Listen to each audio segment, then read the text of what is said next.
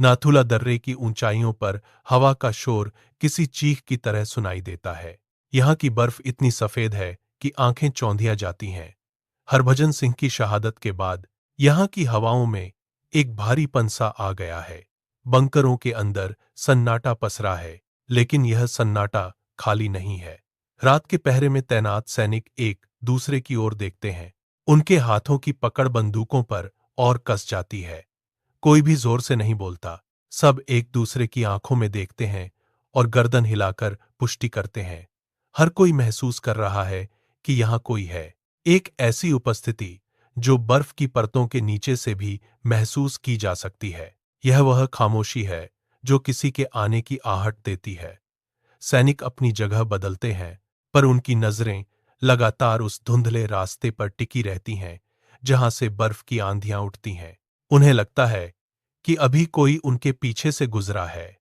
वे मुड़कर देखते हैं, लेकिन वहां केवल उड़ती हुई बर्फ और गहरा कोहरा होता है। खामोशी और गहरी हो जाती है। नाथुला दर्रे की यह रहस्यमयी शांति अब हर सैनिक के सीने में धड़क रही है। रात के सन्नाटे में बंकर के अंदर बल्ब की पीली रोशनी कांप रही है। एक सैनिक अचानक अपनी नींद से जागता है। उसकी सांसें तेज हैं और माथे पर पसीने की बूंदें जमी हैं। वह अपने पास रखे नक्शे को देखता है। सपने में बाबा हरभजन सिंह आए थे। उन्होंने उस तरफ इशारा किया था जहां कल दुश्मन की घुसपैठ होने वाली है। यह केवल सपना नहीं है। अगले दिन जब गश्त दल उस इलाके में पहुंचता है तो उन्हें बर्फ के नीचे छिपे हुए माइंस मिलते हैं। बारूद की गंध हवा में फैल जाती है। सैनिक तुरंत अपनी बंदूकें नीचे करते हैं और जमीन की जांच करते हैं। बाबा का संकेत सही था। अब बंकरों में कोई डर नहीं है। जवान अब रात को सोने से पहले अपनी राइफल साफ करते हैं और बाबा के नाम का स्मरण करते हैं। वे अब इसे कोई संयोग नहीं मानते। जब भी कोई खतरा करीब आता है, किसी न किसी सैनिक को चेतावनी मिल जाती है। वे जानते हैं कि वे अकेले नहीं हैं। सुरक्षा का एक अदृश्य घेरा उनके चारों ओर है। यह विश्वास उनके लिए अब एक ढाल बन चुका है। कोई भी सैनिक अब ड्यूटी पर जाने से नहीं घबराता। वे जानते हैं कि बाबा उन्हें रास्ता दिखाएंगे। हर सुबह वे एक दूसरे को अपने सपनों के बारे में बताते हैं और फिर पूरी सतर्कता के साथ अपनी पोस्ट पर तैनात हो जाते हैं। समय बीतने के साथ छोकिया छोकी पहाड़ियों पर एक छोटा सा पत्थर का स्मारक अब एक भव्य मंदिर का रूप ले चुका है। सैनिक अपने हाथों से पत्थरों को तराशते हैं और मंदिर की दीवारों को मजबूत करते हैं। हर दिन गश्त से लौटते हुए जवान सबसे पहले इस मंदिर के सामने रुकते हैं। वे अपने सिर को झुकाते हैं, हाथ जोड़ते हैं और मंदिर की सीढ़ियों पर अपने जूतों की धूल झाड़ते हैं। यह मंदिर अब पत्थरों की एक इमारत नहीं रह गया है। यहां तैनात हर सैनिक के लिए यह एक जीवित चौकी है। वे मंदिर के अंदर ताजा पानी का पात्र रखते हैं और धूप बत्ती जलाते हैं, जैसे किसी साथी के लिए इंतजाम किया जा रहा हो। जब भी कोई नया सैनिक यहां पोस्टिंग पर आता है, तो पुराने जवान उसे मंदिर की ओर ले जाते हैं और बाबा हरभजन सिंह को एक सक्रिय साथी के रूप में मिलवाते हैं। वे मंदिर की साफ सफाई करते हैं, फर्श पर पोंछा लगाते हैं और बाबा की मौजूदगी के प्रति वैसे ही सम्मान दिखाते हैं जैसे वे अपने किसी वरिष्ठ अधिकारी के प्रति दिखाते हैं। अब कोई भी सैनिक यहां अकेला महसूस नहीं करता। मंदिर के भीतर जलती हुई जोत और हवा में घुली अगरबत्ती की महक उन्हें याद दिलाती है कि बाबा हरभजन सिंह अभी भी उनके साथ ड्यूटी पर तैनात हैं। वे मंदिर के सामने से गुजरते हुए अपना हाथ सैल्यूट के लिए उठाते हैं और फिर अपनी गश्त जारी रखते हैं। रात के अंधेरे में बंकर का एक कोना बाबा हरभजन सिंह के लिए आरक्षित रहता है।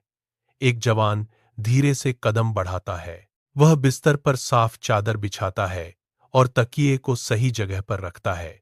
वह कंबल की किनारों को सावधानी से मोड़ता है, जैसे किसी वरिष्ठ अधिकारी के लिए तैयारी की जा रही हो। कमरे की बत्ती बुझा दी जाती है और भारी लोहे का दरवाजा बंद कर दिया जाता है। सुबह होते ही बंकर के भीतर का दृश्य सब कुछ बदल देता है। जवान दरवाजा खोलते ही सबसे पहले उस बिस्तर की ओर देखते हैं। चादर पर स्पष्ट सिलवटें दिखाई देती हैं। तकिए पर सिर के निशान बने हुए हैं। बिस्तर का एक कोना ऐसा लगता है जैसे किसी ने उसे दबाकर आराम किया हो। जवान पास जाकर उन सिलवटों को छूते हैं। वे जानते हैं कि रात भर यहां कोई नहीं था। फिर भी यह भौतिक प्रमाण क्या कहता है? वे एक दूसरे की ओर देखते हैं। किसी के पास कोई तार्किक उत्तर नहीं है। वे चादर को ठीक करने के बजाय उसे वैसे ही छोड़ देते हैं, मानो बाबा अभी भी वहां विश्राम कर रहे हों। हर दिन का यह सिलसिला एक अनकही सच्चाई को दोहराता है। वे बंकर के फर्श पर पड़ी धूल को झाड़ते हैं, लेकिन उस बिस्तर को छूने से कतराते हैं। यह सिलवटें केवल कपड़े की नहीं, बल्कि उस अदृश्य साथी की मौजूदगी की गवाही देती हैं, जो सीमा की रक्षा में आज भी अपना योगदान दे रहा है। सेना के मुख्यालय में एक फाइल आज भी सक्रिय है। क्लर्क मेज पर फाइलों का ढेर लगाता है और हरभजन सिंह के नाम का फोल्डर सबसे ऊपर रखता है। फाइल के पन्नों पर स्याही से नई तारीखें दर्ज की जाती हैं। सेना का रिकॉर्ड उन्हें मृत नहीं, बल्कि ड्यूटी पर तैनात मानता है। समय आने पर एक वरिष्ठ अधिकारी दराज से पदोन्नति के कागजात निकालता है। वे उन कागजों पर आधिकारिक मुहर लगाते हैं। मानद कैप्टन का नया बैज चमकते हुए एक बॉक्स से बाहर निकाला जाता है। अधिकारी उस बैच को एक स्टैंड पर रखते हैं, जैसे कोई उन्हें अभी भी पहन रहा हो। यह केवल कागजी कार्रवाई नहीं है, यह एक निरंतर सेवा का प्रमाण है। जब भी सेना में पदोन्नति की सूची जारी होती है, उनका नाम भी सम्मान के साथ शामिल किया जाता है। वे रैंक पर रैंक चढ़ते गए। सिपाही से लेकर कैप्टन तक का सफर उन्होंने रिकॉर्ड में पूरा किया। हर साल की पदोन्नति के साथ उनका ओहदा बढ़ता है, लेकिन जिम्मेदारी वही रहती है, सीमा की रखवाली करना। रिकॉर्ड रूम का इंचार्ज फाइलों के उन ढेर को संभाल कर रखता है। वह फाइलों के कोनों को ठीक करता है और दराज को ताले से बंद कर देता है। सेना के सिस्टम में उनकी सेवा का कोई अंत नहीं है। वे आज भी कागजों में जीवित हैं और उनकी यह पदोन्नति इस बात की पुष्टि है कि वे अभी भी बटालियन का एक अटूट हिस्सा हैं। हर साल कैलेंडर के एक निश्चित दिन बटालियन में एक विशेष हलचल होती है। बाबा हरभजन सिंह के लिए 2 महीने की वार्षिक छुट्टी स्वीकृत की जाती है। एक सैन्य दल उनके कमरे में प्रवेश करता है। वे एक बड़े संदूक में उनकी निजी वस्तुएं और प्रतीक के रूप में रखी गई वर्दी को बहुत सावधानी से रखते हैं। संदूक को ताले से बंद किया जाता है और उस पर आधिकारिक मुहर लगाई जाती है। जवान उस संदूक को अपने कंधे पर उठाते हैं, मानो वह कोई भारी जिम्मेदारी हो। वे बंकर से बाहर निकलते हैं और जीप में सामान को स्थिर करते हैं। स्टेशन पर पहुंचने के बाद पूरी प्रक्रिया और भी अधिक गंभीर हो जाती है। ट्रेन के आरक्षित डिब्बे में बाबा के लिए एक अलग सीट पहले से ही तैयार है। जवान संदूक को उस सीट पर रखते हैं और उसे बेल्ट से सुरक्षित बांध देते हैं, ताकि यात्रा के दौरान वह अपनी जगह से न हिले। खिड़की के पास रखी वह सीट अब एक यात्री की नहीं, बल्कि एक रक्षक की है। ट्रेन जैसे ही प्लेटफॉर्म से चलना शुरू करती है, जवान उस सीट के सामने खड़े होकर सम्मान में अपना हाथ माथे पर ले जाते हैं। वे जानते हैं कि यह यात्रा उनके पैतृक गांव तक की है। ट्रेन की गति के साथ वे डिब्बे के बाहर खड़े होकर तब तक देखते रहते हैं जब तक कि वह सीट उनकी आंखों से ओझल न हो जाए। यह हर साल का एक अनिवार्य अनुष्ठान है, जो यह साबित करता है कि बाबा की सेवा केवल सीमा तक सीमित नहीं है, बल्कि उनका जुड़ाव अपने घर और जड़ों से भी अटूट है। दिसंबर 2016 की एक ठंडी सुबह सेना मुख्यालय से एक आधिकारिक आदेश जारी हुआ।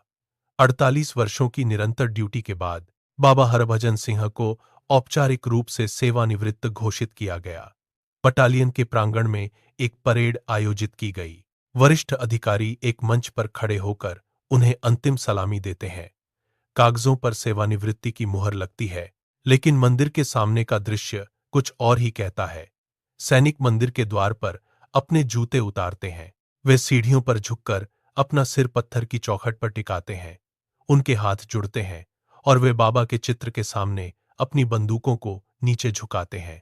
यह एक औपचारिक विदाई नहीं, बल्कि एक अटूट बंधन का नवीनीकरण है। मंदिर के भीतर जलती हुई धूप बत्ती का धुआं हवा में ऊपर उठता है। एक जवान धीरे से मंदिर के फर्श को साफ करता है। वह वहां रखे जलपात्र को भरता है और बाबा के आसन को ठीक करता है। नाथूला की बर्फीली हवाएं आज भी मंदिर की घंटी को छूकर गुजरती हैं। बाबा हरभजन सिंह की यह कहानी स्पष्ट करती है कि वर्दी का उतरना केवल एक प्रक्रिया है। एक सैनिक का असली कर्तव्य उस रक्षक की भावना में निहित होता है जो सीमाओं के पार भी जीवित रहती है। जब तक यह मंदिर खड़ा है, तब तक वे सीमा पर तैनात हैं। उनकी मौजूदगी केवल यादों में नहीं, बल्कि हर उस सैनिक के कदमों में है, जो आज भी उस बर्फीली ऊंचाई पर अपने देश की रक्षा के लिए जाग रहा है। ड्यूटी का अंत नहीं होता, वह केवल अपना स्वरूप बदल लेता है।